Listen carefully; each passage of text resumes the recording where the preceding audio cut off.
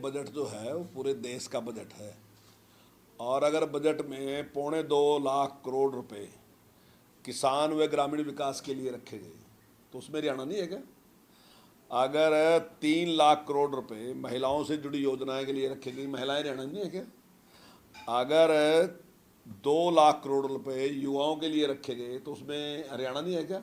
तो जितनी भी योजनाएं हैं सब में हरियाणा भी शामिल है। लेकिन ये बात कहना कि हरियाणा के लिए नहीं रखा गया, मैं समझता हूँ बिल्कुल गलत बात है, आधारहीन बात है, जिसका कोई औचित्य नहीं है।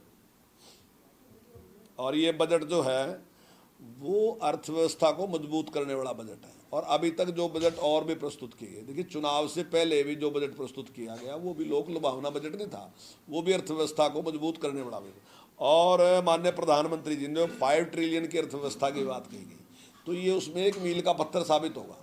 और जो बजट प्रस्तुत किए जा रहे, अभी आप देख रहे कि जो ग्रोथ रेट है दुनिया की, जो ग्रोथ रेट है उसमें भारत की ग्रोथ रेट जो है वो दुनिया में बहुत ज़्यादा है, यानी कि 8% है। और जबकि चाइना जैसा जो देश था जो कि बहुत आगे था पहले, आज वो भी हमारे से लगभग पीछे है, यानी कि चाइना से लगभग हम 2 गुना स्पीड से आगे हैं, और अमेरिका से लगभग 3 गुना स्पीड से आगे हैं, और इंग्लैंड से लगभग 6 गुना स्पीड से हमारी ग्रोथ रेट है। तो ये उसी का परिणाम है कि हम लोक लुभावना बजट प्रस्तुत ना करके एक ऐसा व्यवहारिक बजट प्रस्तुत कर रहे हैं जिससे प्रगति की जो दर है वो उसी प्रकार से बढ़ी रहे।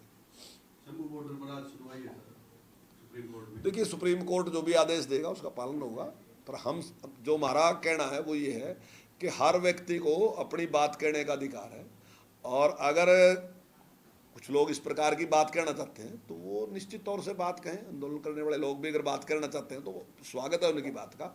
लेकिन अगर जिस प्रकार की जिद है कि हम ट्रैक्टर ट्रैली के साथ जाकर बात करना चाहते हैं तो मैं समझता हूँ वो सही नहीं है, क्योंकि अवस्था पैदा करेगी।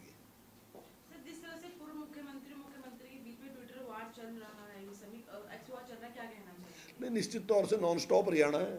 जिस प्रकार से स्पीड है, अब कहीं से भी आप स्पीड लगाओ। मैं अपने ज़िले की बात करूं कि भाई एक मेडिकल कॉलेज बनने लग रहा, 200 बेड का हॉस्पिटल बन गया, 5 ऐसे हॉस्पिटल बन गए जो 6 बेड के थे वो 30 बेड के गए।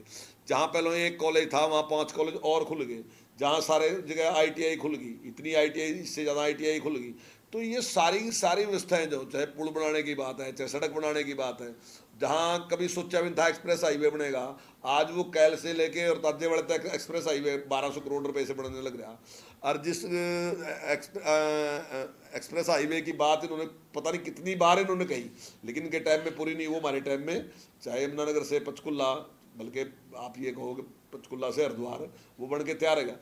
तो हर जगह नॉन स्टॉप है, कहानी है, सब जगह नॉन स्टॉप है, तो उस स्पीड से काम कर रहे।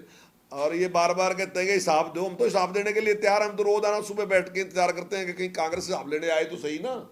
पर लेकिन वो अपने बयानबाजी करते जा रहे, उन पे कहने के लिए कुछ नहीं है। हम तो कहते हैं कि एक मंच पे इकट्ठे आओ तो वो 5 अपने काम बताएं, 25 हमारे से ले।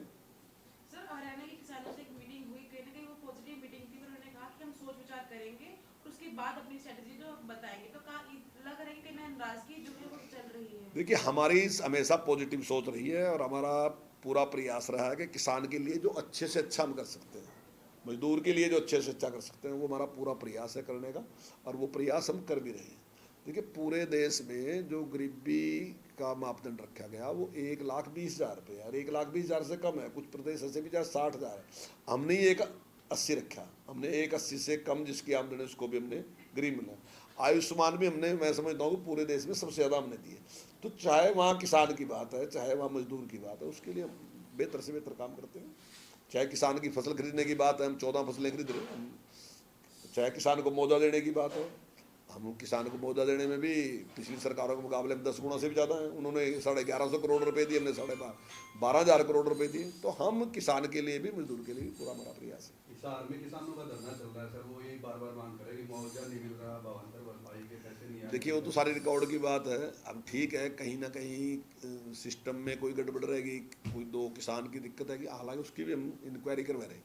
अगर कोई भी ऐसे किसान कुछ जगह इस प्रकार की बात हुई तो अगर कहीं भी कोई किसान बचेगा तो निश्चित तौर से हमारा प्रयास लास्ट तक यही रहेगा कि उस किसान को मुआवजा मिले अगर उसका नुकसान हुआ है तो। लेकिन ये तो रिकॉर्ड की बात है कि हमने कितना पैसा किसान को दिया।